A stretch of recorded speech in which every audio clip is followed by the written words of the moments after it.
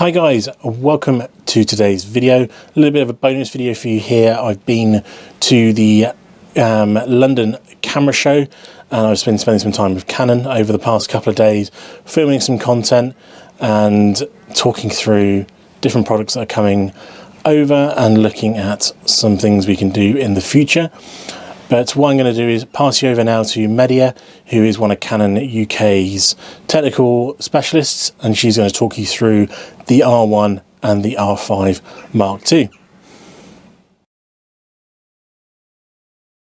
Hi, so I'm Media, the product specialist for Canon UK, and we have here the R5 Mark II, as well as the R1 that we launched last year. So it's their first appearance at this show. The R5 Mark II, so this is now the second generation R5 since the original one that we launched in 2020, packed with so many features, and it actually shares a lot with the R1. They both benefit from probably the most powerful processing engine we've ever had in the EOS history, with two processors. So the Digic X processor that everyone hopefully is familiar with, but also the Digic accelerator, so the camera does process massive volume of data, not just for image processing but also for autofocus. The two cameras now do feature dual pixel intelligent autofocus, so even more advanced, more accurate, superior tracking compared to other existing cameras in the range. We've used deep learning in image processing, but also in the autofocus with action priority. So the camera uses deep learning technology and action detection to analyze the movement of people and the ball when photographing like football, basketball and volleyball. And the R1 actually was, that particular feature made a massive difference for those testing it at the Euros last year. Still 45 megapixels, but it is a brand new sensor, back illuminated stacked sensor. And then you'll see an improvement, a massive improvement when it comes to rolling shutter distortion, even when compared to the R3. 30 frames per second. You also have pre-record, so the camera can actually do about 15 images before you fully press the shutter. 8K recording, so you can do raw 8K up to 60 with the new battery. Still a 2 memory card, so you do have SD and CF Express card. Eye control autofocus, which features in both of these. We first introduced that with the R3, but now you have it on the R5, Mark II and the R1, and that means wherever you look, the camera will actually focus on that particular subject.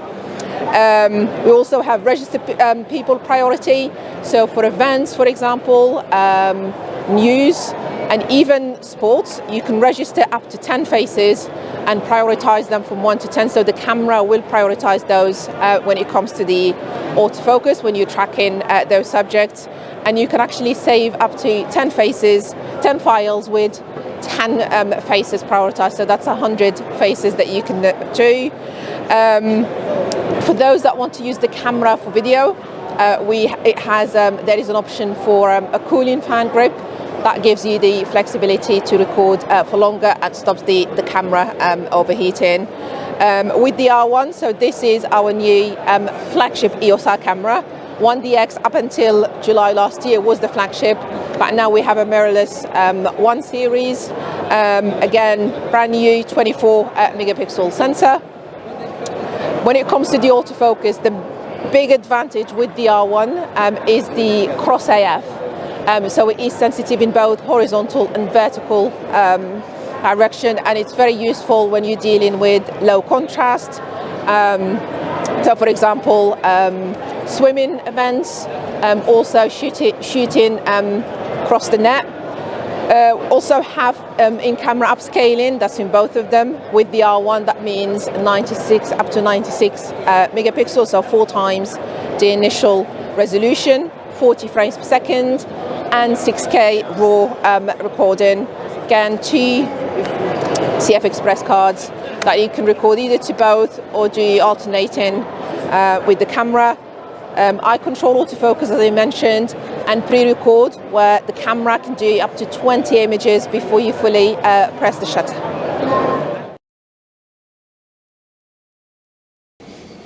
So huge thanks to the guys at the camera show from Canon.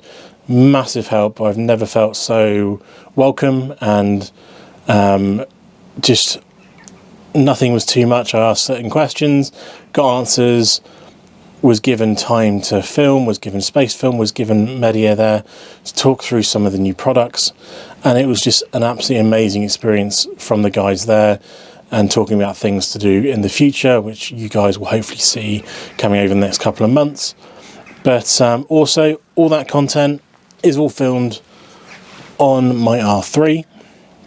So for you guys who are going, what's the video quality like on the R3? That was a very low lighted haul, but obviously some lighting over the products and stuff like that in the zone that they gave me.